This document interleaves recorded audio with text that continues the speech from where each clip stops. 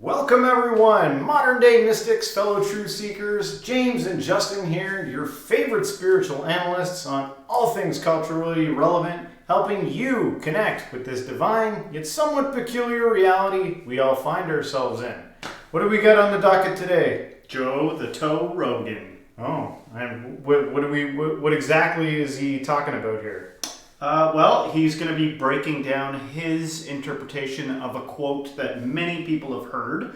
A lot of people apply this quote to modern day life and what they think is kind of happening, especially with men. I'll leave it for the actual playing of it for you to see what it's all about. But yeah, that's as far as I know, that's what we're doing. All right, let's get into it. Let's get into it.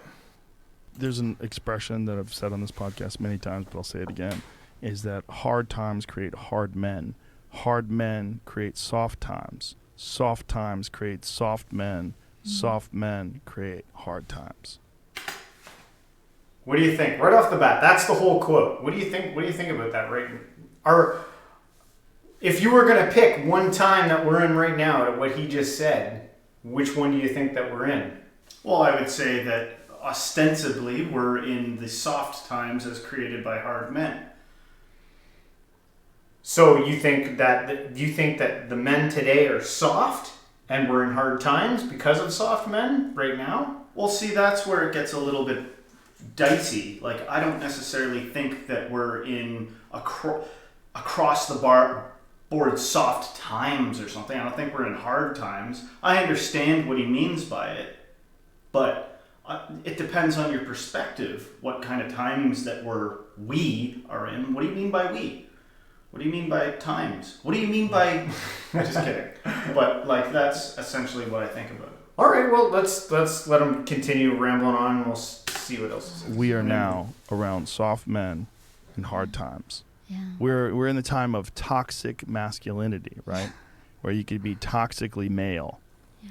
And then if you're suppressing masculinity, you're going to bring on hard times. It doesn't mean masculinity doesn't mean you're mean. Yeah. It doesn't mean you're angry. It means strength. Yes. It means discipline. It means the ability, like you need a military. And if you don't think you need a military, you need to go and pay attention to the rest of the world, because there's militaries all over the world that are doing horrific things. If you don't have a military in this country that can combat that and at least act as a deterrent to them doing things, you're going to get taken over.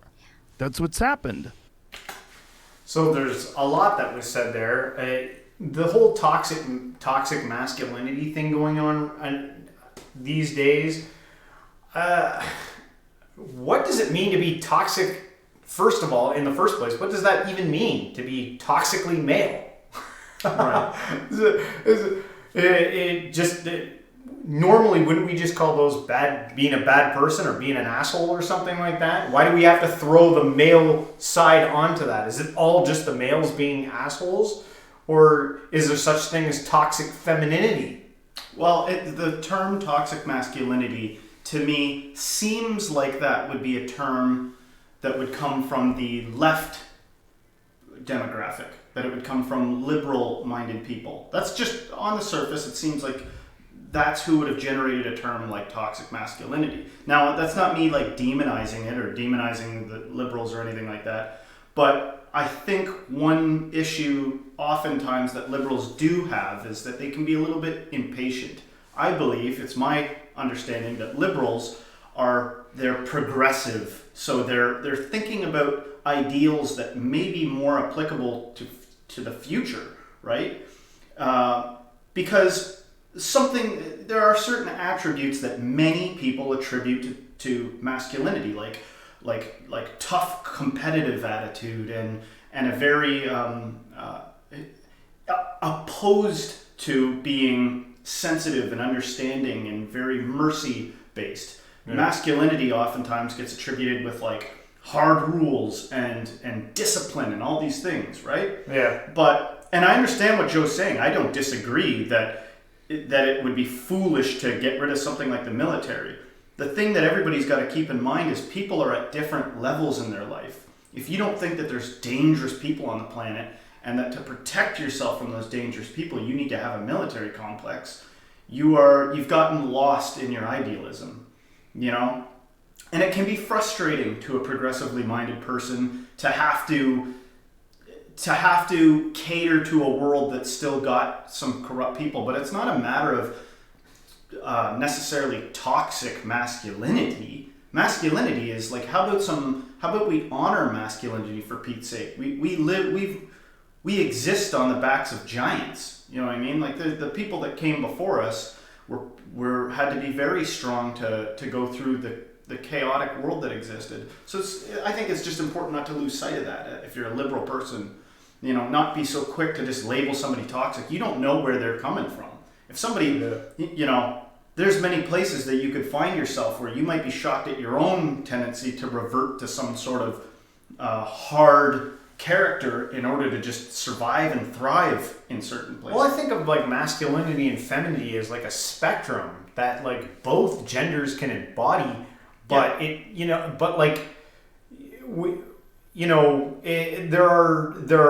are times when that can go too far on both sides of that spectrum.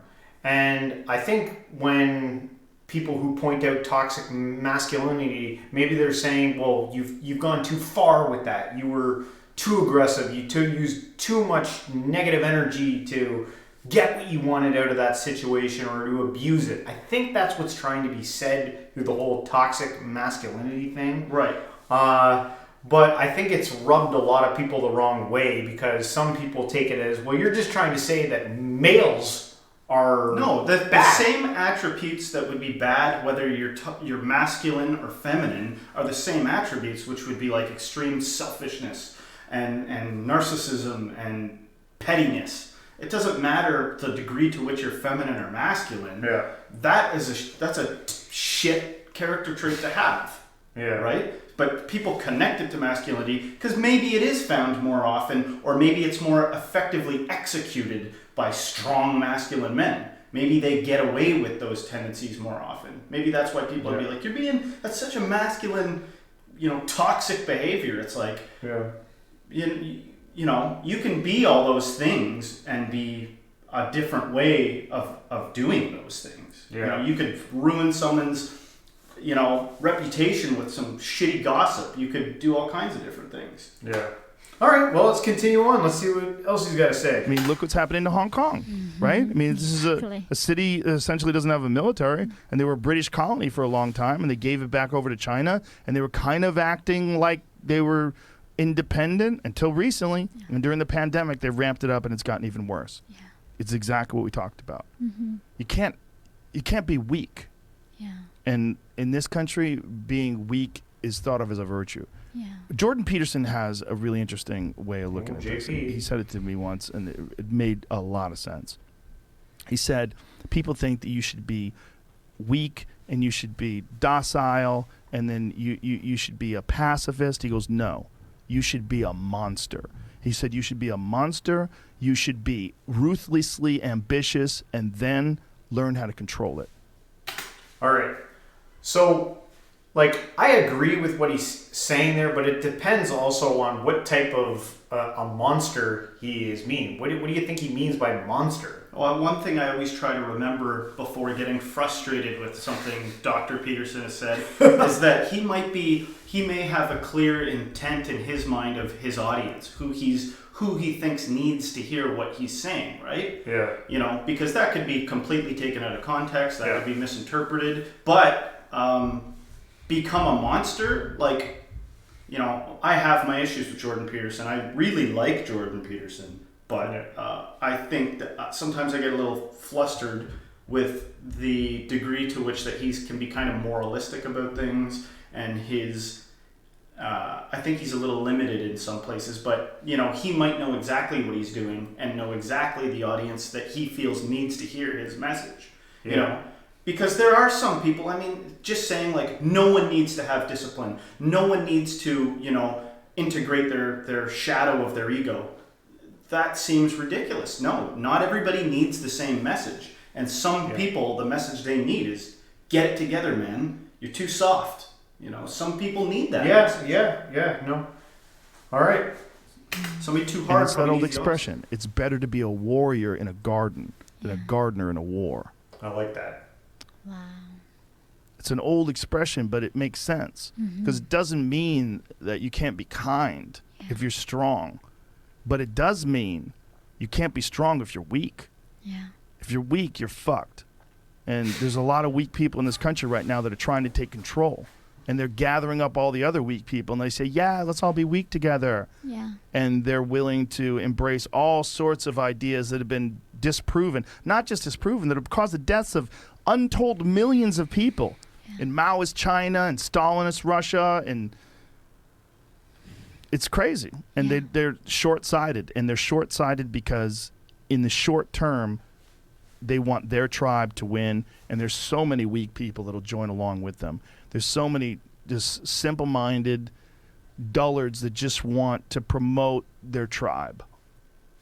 All right, so that's that. You know, what do you think on just some of that last? Who are these people that he's talking about? These people who are collectivizing and under their weakness and promoting things. What do you think he's getting at? I feel like I get what he's saying, but it's important to remember that like this is one of the things that we should really value about free speech is everybody needs. You know, it takes everybody. No person's an island, and it takes everybody to make things happen. So he's presenting his perspective, right? He's speaking to his audience, but he's throwing in his perspective, right? Yeah. So I do think that there are sometimes people that kind of rally behind some things because it's a benefit to them, right? Yeah. Not everybody feels the same way, you know, but hopefully we continue to have free speech and we continue to have the ability to find like-minded people and get jazzed up and do our thing. But if you cut out the people that are coming and like criticizing that, you know, that's a problem, man. That lacks wisdom. That lacks the counterbalance to anything.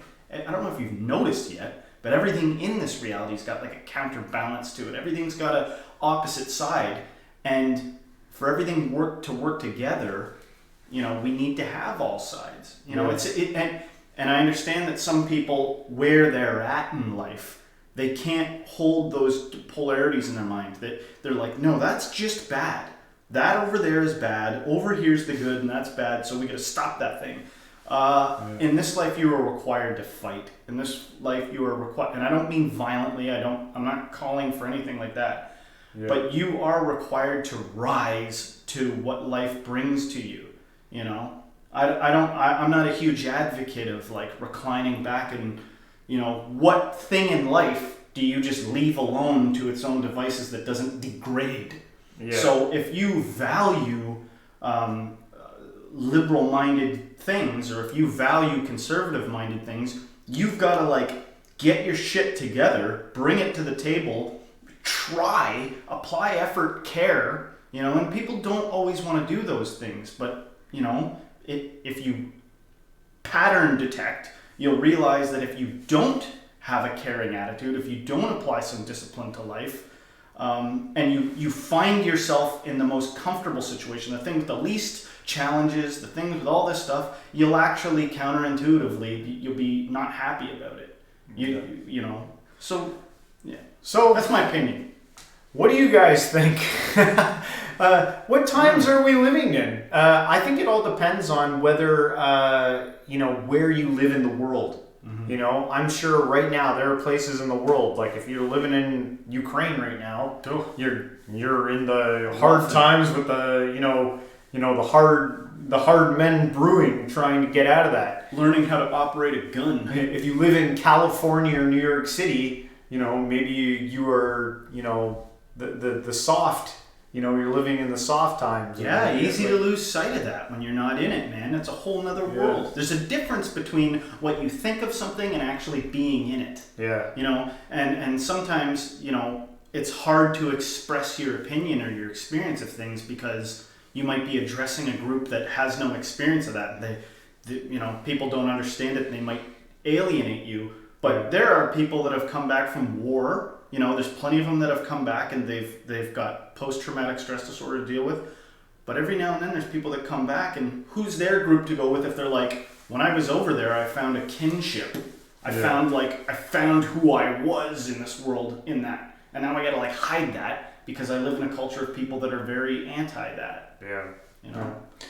Well, let us know, community. We want to hear what you have to say about this, about what times we're living in, or toxic masculinity. Is it real or is it fake? And what times do you find yourselves in, and do you think they create soft or hard men and or women? Yeah, what did we miss? Yeah, let us know.